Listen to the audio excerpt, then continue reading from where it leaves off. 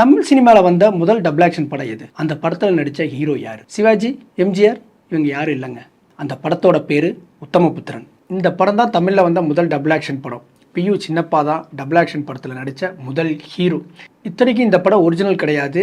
ஹாலிவுட்டில் வெளியான the man in the iron mask அப்படிங்கிற படத்தோட தழுவல் தான் உத்தமபுத்திரன். அதுக்கப்புறம் 18 வருடங்களுக்கு பிறகு சிவாஜி தன்னுடைய முதல் டபுள் ஆக்ஷன் படத்தில் நடித்தார். அந்த படத்தோட பேரும் உத்தமபுத்திரன் தான். பேர் மட்டும் இல்லைங்க.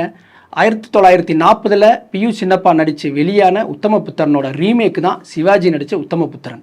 நம்ம ரஜினி நடித்த பில்லாவோட ரீமேக்கில் அஜித் நடித்த மாதிரி. அதில் இன்னொரு விஷயம், பில்லாவும் டபுள் ஆக்ஷன் படம் தான்.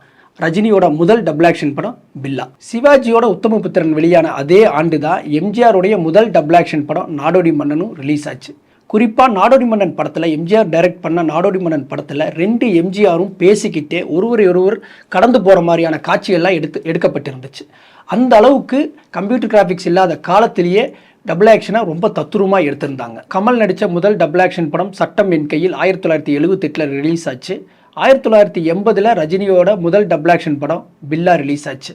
இதில் முக்கியமான இன்னொரு விஷயம் என்னென்னா, கமலுக்கு இதுதான் முதல் டபுள் ஆக்ஷன் படம்னு சொல்ல முடியாது. ஏன்னா 1962 பார்த்தால் பசி தீரும் அப்படிங்கிற படத்தில் குழந்தை நட்சத்திரமாகவே கமல் டபுள் ஆக்ஷனில் நடிச்சிருக்கிறார்.